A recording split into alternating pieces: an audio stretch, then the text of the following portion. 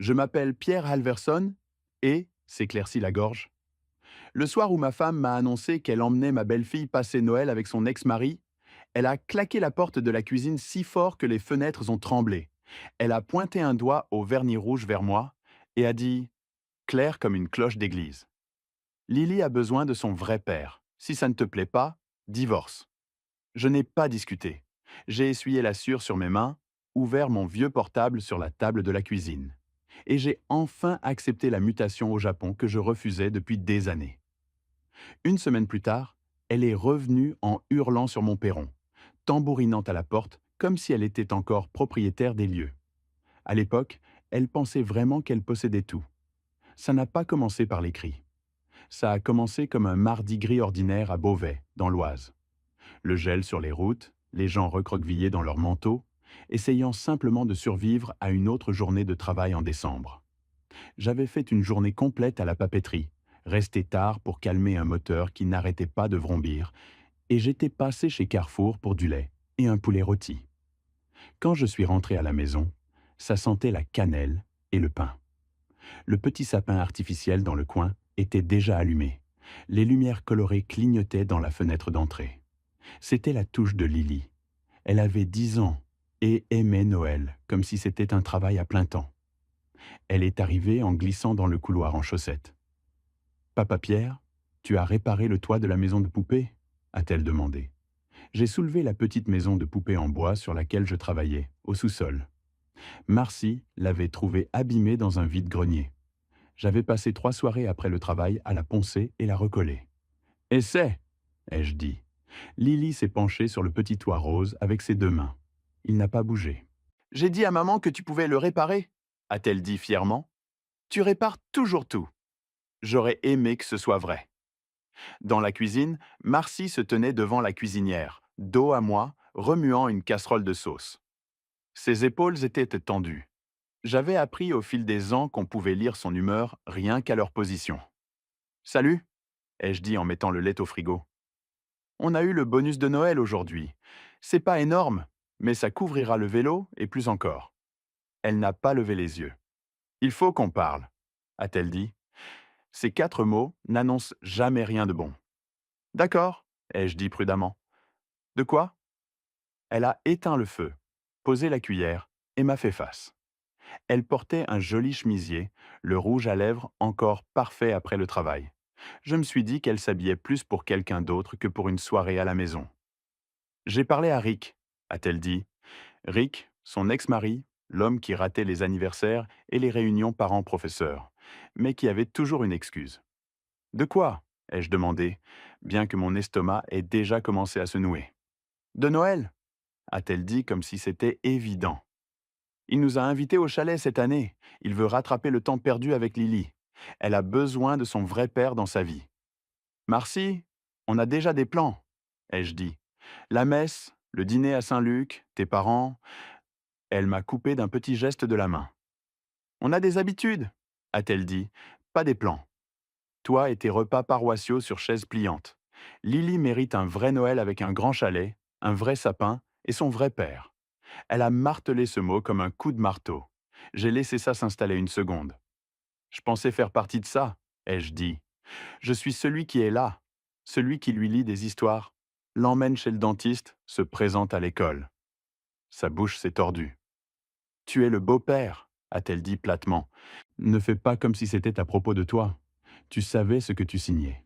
Rick est son vrai père. Elle a besoin de ce lien. Peut-être que si tu n'étais pas si simple d'esprit, tu comprendrais. Quelque chose de petit et silencieux s'est brisé dans ma poitrine. Pas un claquement dramatique, plutôt comme une vieille planche qui cède enfin. Et où est ma place dans tout ça? Ai-je demandé. Elle a haussé les épaules. Nulle part, pas cette fois. On va au chalet pour une semaine. On part le 23. Si tu ne peux pas gérer ça, tu peux demander le divorce ou je le ferai. Elle a dit ça comme si elle lisait une réplique d'un script qu'elle avait répété tout l'après-midi. Du salon, Lily a appelé. Maman, on regarde le film de Noël ce soir? Marcy n'a pas répondu. Ses yeux sont restés fixés sur moi, attendant une réaction. Je lui en avais donné beaucoup au fil des années. Supplier, argumenter, m'expliquer comme un adolescent pris en faute. Cette fois, je suis juste resté là. J'ai pensé à l'email de Tokyo qui attendait dans ma boîte de réception. Offre finale. Superviseur de maintenance d'usine, Japon. Je l'avais refusé 3 fois parce que Marcy ne voulait pas quitter l'Oise, ni son salon de coiffure, ni la maison de ses parents à 10 minutes. J'ai pensé à mon père qui avait travaillé 35 ans dans la même usine et qui me disait: ne laisse jamais personne te traiter comme si tu avais de la chance d'être debout dans la pièce. Je vois, ai-je dit.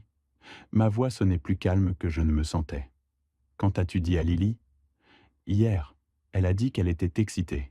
Elle veut voir la neige au chalet. Rick nous récupère. Bien sûr. D'accord, ai-je dit. Je resterai hors de votre chemin. Marcy a cligné des yeux. Ce n'était pas la réplique qu'elle attendait. C'est tout? A-t-elle exigé.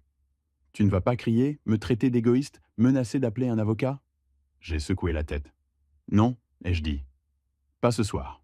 Elle a soufflé et s'est retournée vers la cuisinière, murmurant quelque chose sur le fait que j'étais sans colonne vertébrale. Je suis sorti de la cuisine, passant devant l'odeur de sauce et la pile de courriers non ouverts sur le comptoir, et je suis entré dans le salon. Lily avait aligné la petite famille en bois devant la maison de poupée. La figurine du père était la plus proche de la porte. C'est l'heure du film? Ai-je demandé. Elle a souri. On peut faire celui en noir et blanc avec l'ange encore une fois? La vie est belle, ai-je dit. Ouais, on peut faire ça. Elle s'est blottie sous mon bras avec une couverture, sa tête sur mon épaule. À l'écran, toute la vie de George Bailey se déroulait devant lui. Tous les petits sacrifices et moments tranquilles que personne d'autre ne semblait remarquer. Je regardais, mais je pensais au nombre de fois où j'avais dit non à ce poste à l'étranger. Combien de nuits j'avais réparé des choses dans cette maison, pensant qu'on construisait quelque chose ensemble. À mi-chemin, Lily s'est endormie. Je l'ai portée jusqu'à son lit, remonté la couette sous son menton et suis resté là 1 minute, écoutant sa respiration régulière. En bas, la maison semblait différente, vide d'une certaine manière, même avec Marcy dans la chambre et la télé qui murmurait encore. Je me suis assis à la table de la cuisine, tiré mon portable vers moi et ouvert l'email de Tokyo. « Bonjour Ken », ai-je tapé. Si le poste est toujours disponible, j'aimerais l'accepter. Le curseur clignotait à la fin de la phrase. Je l'ai relu 2 fois, entendu la voix de mon père à nouveau, et appuyé sur envoi. Le petit bruit de l'email qui part a semblé plus fort qu'il n'aurait dû dans cette petite cuisine. Je n'ai pas fait mes bagages cette nuit-là. Je n'ai pas laissé de mots. Je suis juste resté assis là un moment, écoutant la chaudière se mettre en marche, et la machine à glaçons faire un bruit sourd, les bruits ordinaires d'une maison qui, soudain, n'était plus vraiment la mienne. Je ne le savais pas encore, mais ce clic silencieux du bouton d'envoi était le premier pas vers le jour où Marcy se tiendrait devant un juge, rouge de colère, pendant que la vérité la rattraperait enfin. Quand l'avion a atterri à Narita, j'ai ressenti quelque chose que je n'avais pas ressenti depuis des années. Le calme. Pas exactement la paix, plutôt le calme après une tempête. Quand l'air sent encore la pluie et qu'on n'est pas sûr que ce soit vraiment fini. Tokyo était lumineuse, même la nuit, pleine de lumières en mouvement. Mais rien de tout ça ne m'appartenait. J'ai pris un petit appartement que ma société avait arrangé. Petite cuisine, un lit simple étroit et une fenêtre donnant sur une rue où des hommes d'affaires se pressaient avec des parapluies noirs. Le lendemain matin, je suis allé à l'usine avec mon superviseur, un homme nommé Kenji. Grand, doux, toujours souriant poliment. Il s'est incliné légèrement quand il m'a présenté à l'équipe.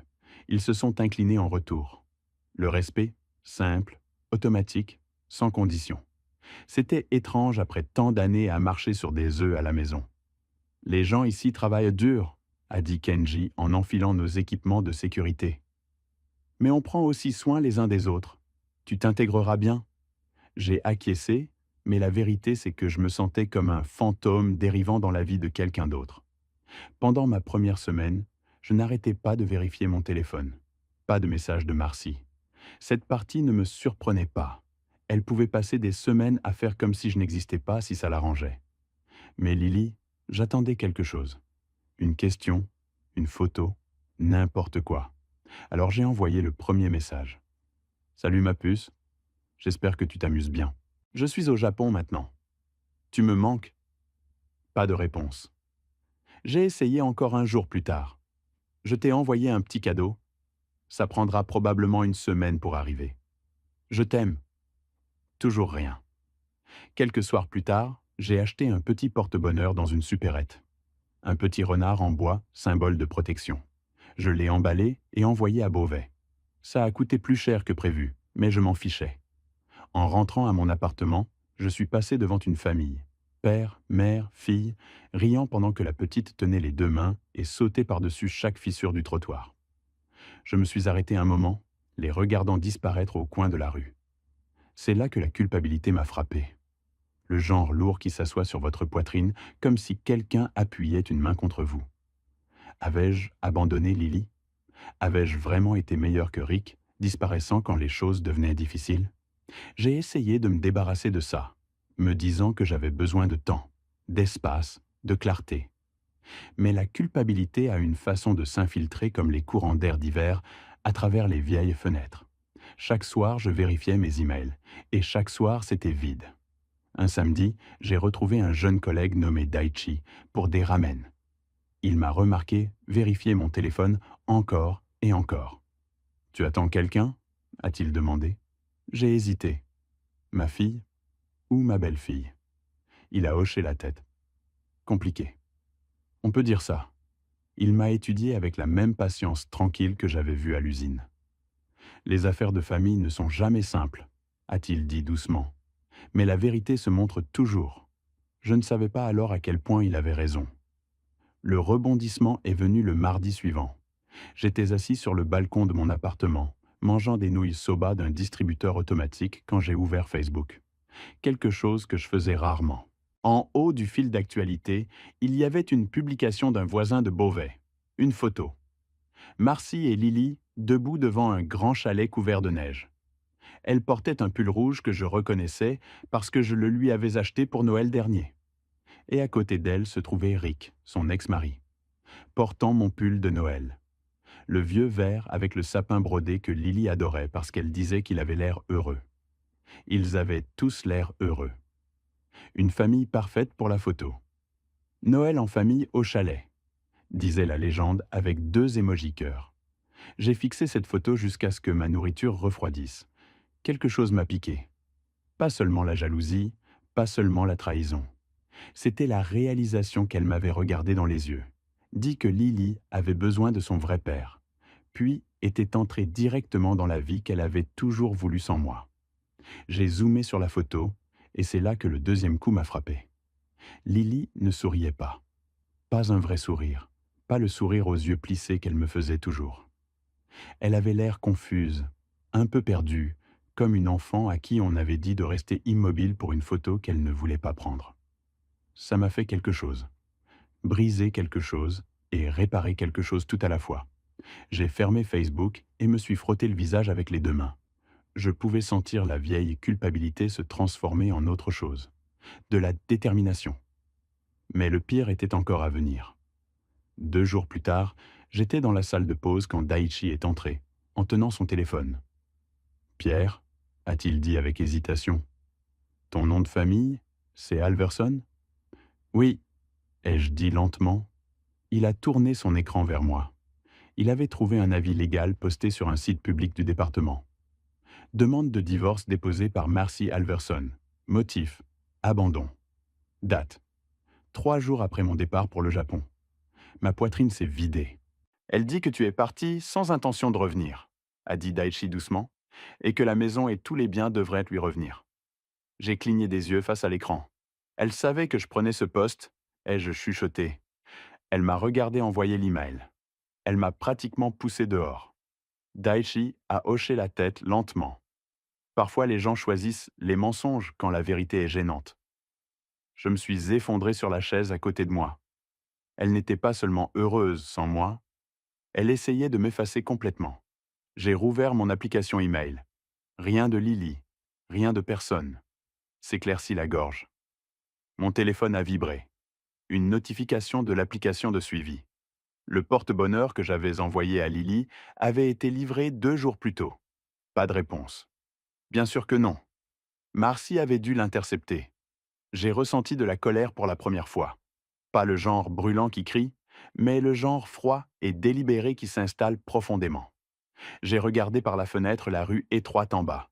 La neige avait commencé à tomber, douce et silencieuse. Tokyo était aussi animé que jamais. Mais en moi, une sorte de clarté s'est formée. Je ne retournais pas en France pour sauver mon mariage. Je retournais pour sauver une petite fille qui méritait la vérité et pour m'assurer que sa mère y fasse enfin face. J'ai réservé mon vol de retour cette nuit-là.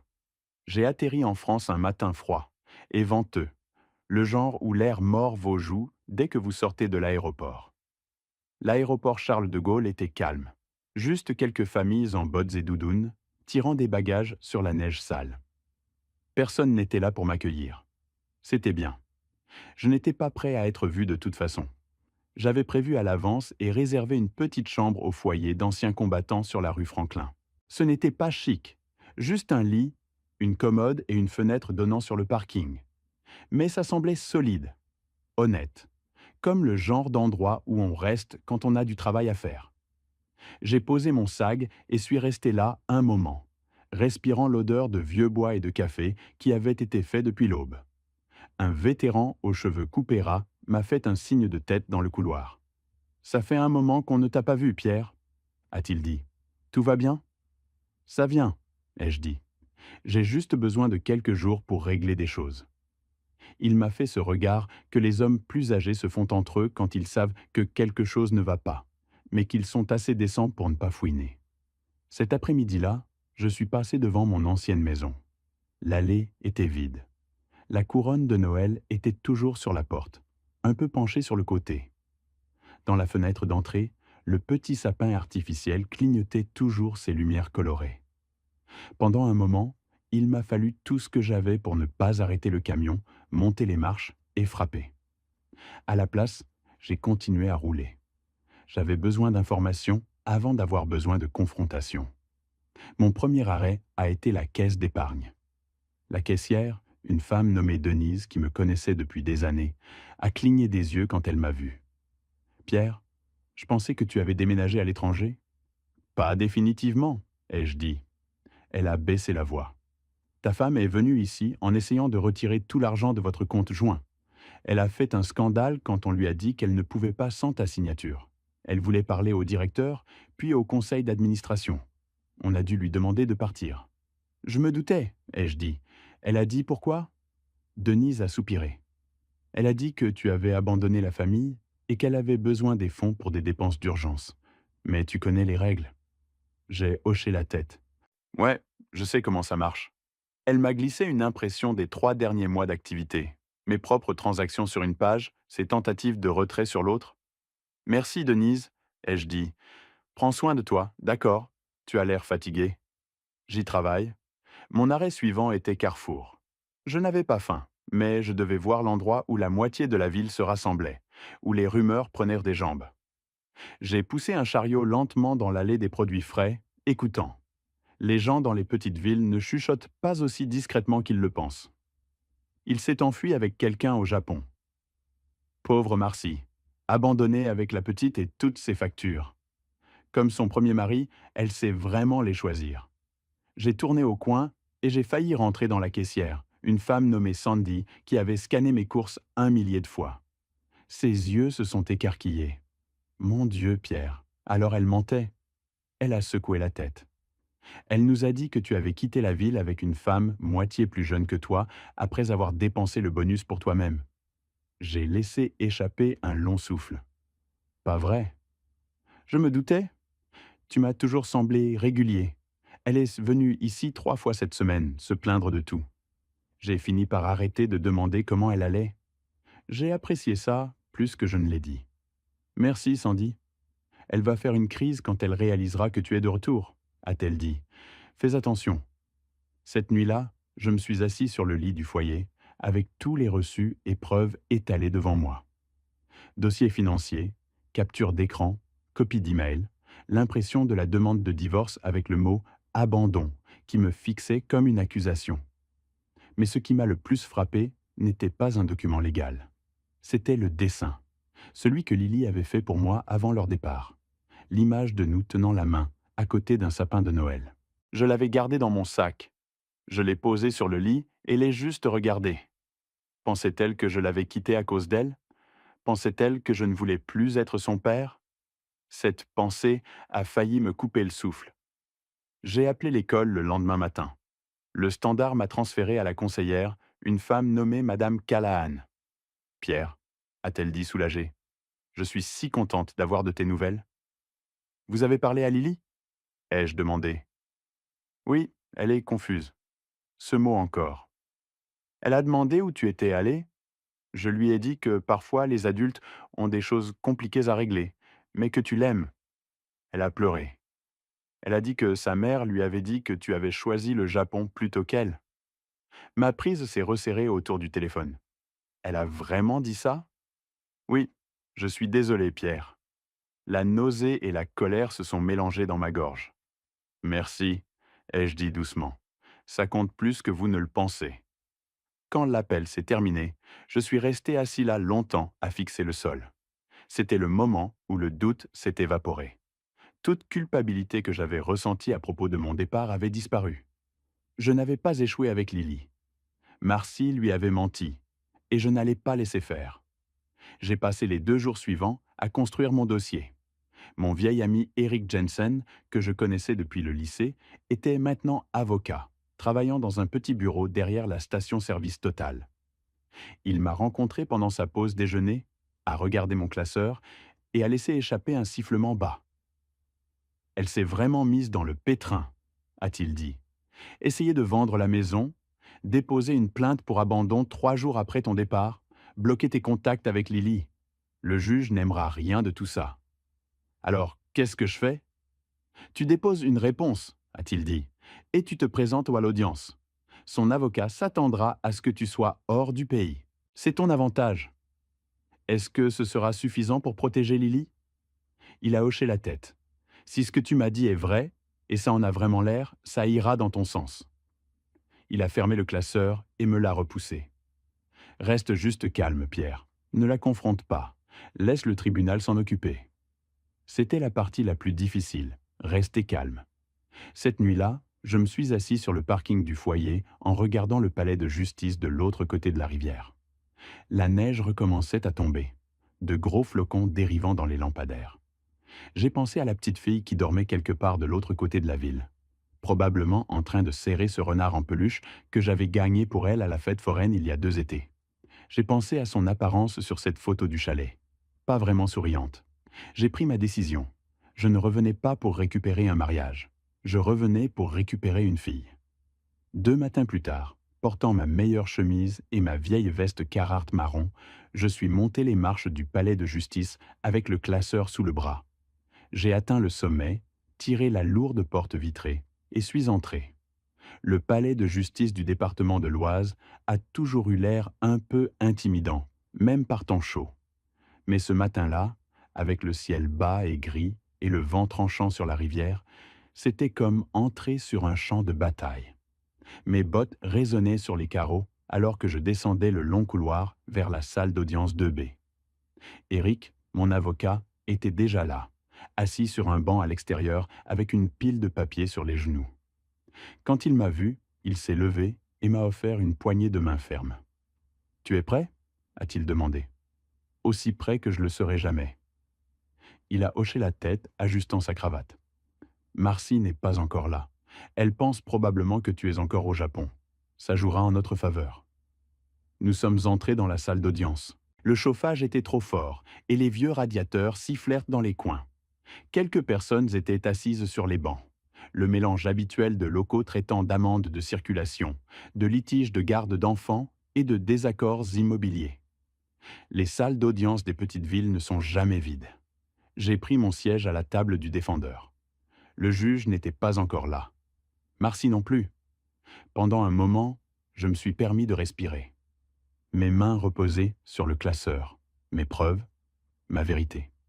Il semblait plus lourd qu'il n'en avait l'air. La porte s'est ouverte derrière moi. Des talons ont claqué sur le sol.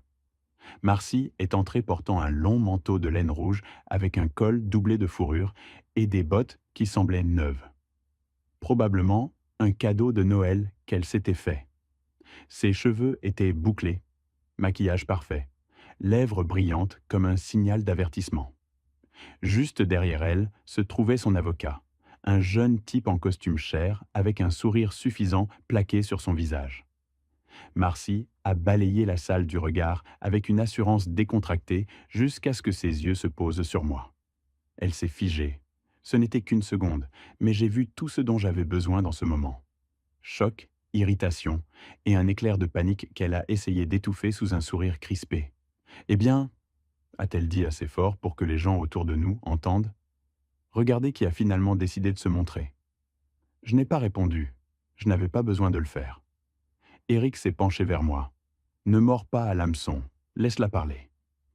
La juge est entrée alors, une femme sévère aux cheveux gris acier et des lunettes perchées bas sur son nez.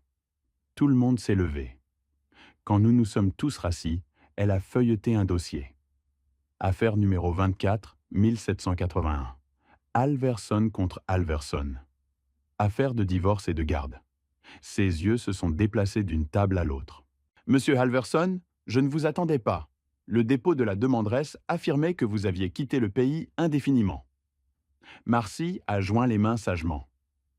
Votre honneur, c'est ce que je croyais. Il a abandonné. Eric s'est levé. Objection, votre honneur. Mon client n'a abandonné personne. La juge a levé une main. On y viendra? Puis elle m'a regardé. Monsieur Halverson, puisque vous êtes présent, le tribunal entendra votre version. L'avocat de Marcy est intervenu. Votre honneur, la demanderesse maintient que... Mais la juge l'a coupé. Pas encore, maître Langford. Asseyez-vous. Il l'a fait. La juge s'est tournée vers moi à nouveau. Monsieur Halverson, procédez. Je me suis levé. Mes paumes transpiraient, mais ma voix est restée stable. J'ai quitté le pays parce que ma femme m'a dit qu'elle et Lily passaient Noël avec son ex-mari, ai-je dit. Elle m'a dit que Lily avait besoin de son vrai père, et que si ça ne me plaisait pas, je pouvais demander le divorce.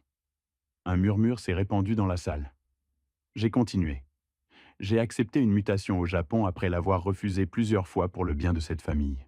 J'ai envoyé des messages et des cadeaux à Lily. Rien ne lui est parvenu. J'ai découvert plus tard qu'ils avaient été bloqués ou interceptés. J'ai ouvert le classeur et glissé une pile d'emails imprimés sur la table. Voici les horodatages et les confirmations de suivi.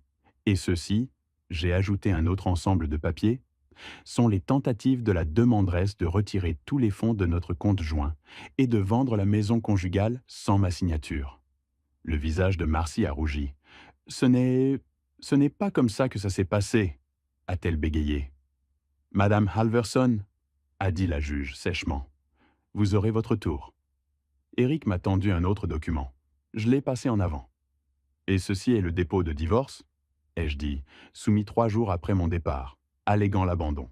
La juge a étudié les documents avec une moue désapprobatrice. Je me suis reculé. Votre honneur, je n'ai pas abandonné ma famille. J'ai été poussé dehors puis remplacé. Marcy a frappé ses mains sur la table. Oh, s'il vous plaît, il ment. Il est parti avec une femme au Japon. Demandez à n'importe qui. La juge a eu l'air légèrement amusée. Vraiment? Avant que l'avocat de Marcy ne puisse l'arrêter, elle a dit « Oui, demandez aux gens de Carrefour. Ils savent. » C'était l'ouverture qu'Eric attendait. « Drôle que vous disiez ça, » a-t-il dit en se levant. « Votre honneur, nous avons un témoin assis au fond. » Tout le monde s'est retourné alors que Sandy la caissière de Carrefour, s'est levée en serrant son sac à main.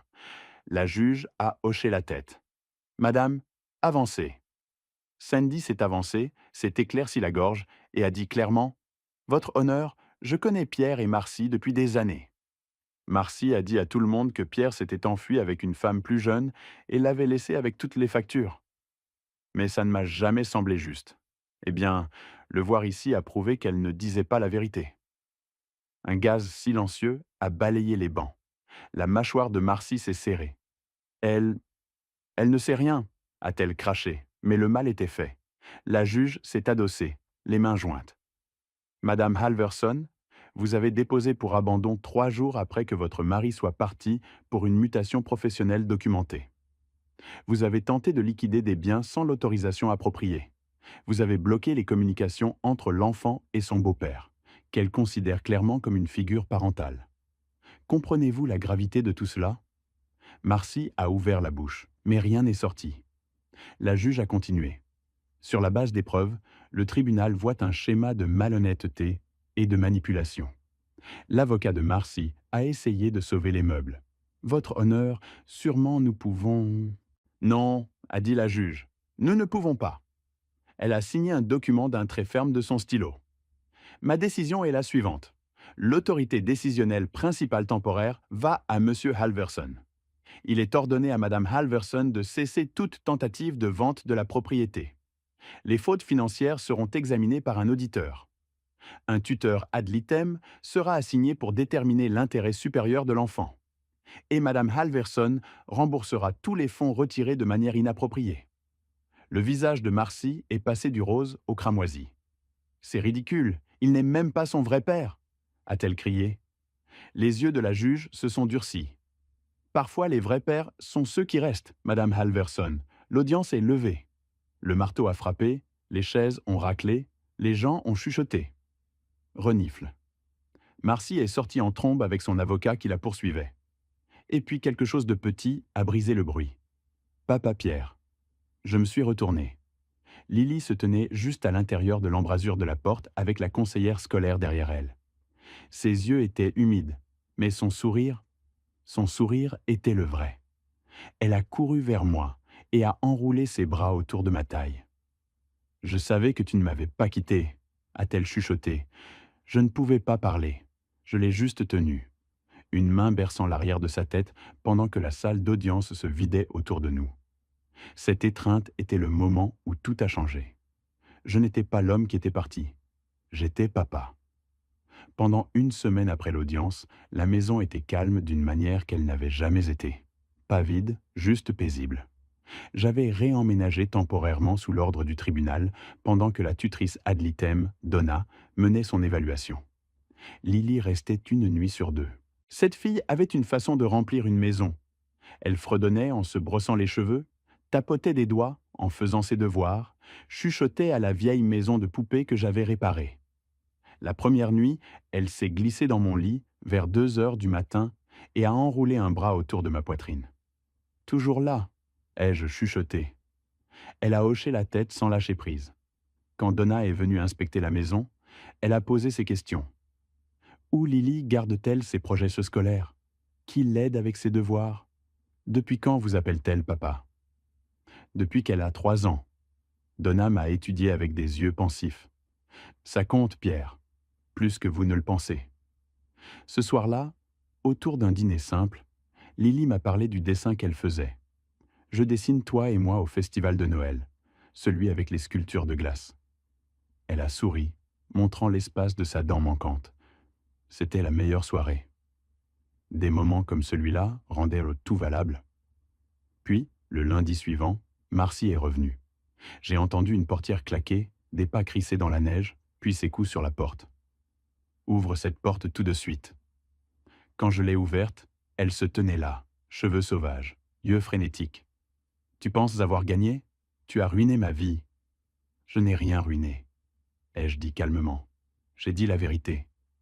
Tu as volé ma fille. Elle n'est pas quelque chose à voler, et tu le sais. Derrière elle, dans l'allée, j'ai reconnu le camion de Rick. Il était assis au volant, bras croisés, immobile comme une pierre. Marcy s'est retournée vers lui. « Tu peux partir maintenant. » Il n'a pas répondu. Il a mis le camion en marche arrière et est parti sans un mot. « Il est lâche, a-t-elle craché. Toi et lui tous les deux. Pour ton bien, tu devrais partir. » Elle a laissé échapper un cri étranglé et est retournée en trombe dans la neige. J'ai fermé la porte. Le son étouffé et final. 2 heures plus tard, j'ai trouvé un email de Rick. « Pierre, j'en ai fini avec Marcy. Je ne savais rien des mensonges, de l'abandon déposé, de l'utilisation de Lily pour te punir. Je suis désolé. Pour ce que ça vaut, tu es le seul vrai père que Lily ait jamais eu. Une vérité inattendue d'un endroit inattendu. » Ce soir-là, Lily est montée sur le canapé avec quelque chose derrière son dos. Je t'ai fait quelque chose. Elle a sorti une petite figurine en bois de la maison de poupée. le petit papa, qu'elle avait peint avec une chemise marron comme ma veste Carhartt et des mèches grises dans les cheveux. Sur la base, elle avait écrit Papa. Maintenant, il te ressemble. J'ai dû avaler avant de parler. C'est parfait, ma puce. On peut tout réparer maintenant, pas vrai, papa? Ouais, on peut. Plus tard cette nuit-là, je me suis tenu près de la fenêtre, regardant la douce lueur du lampadaire sur la neige.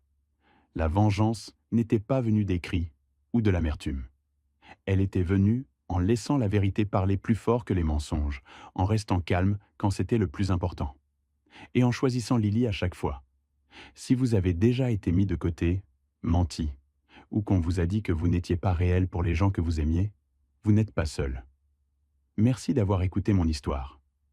Si elle t'a touché, laisse un like, écris en commentaire ce qui t'a le plus parlé et abonne-toi à la chaîne. Beaucoup d'autres histoires arrivent. Ce n'est pas la fin de la mienne, c'est seulement le début de quelque chose de meilleur.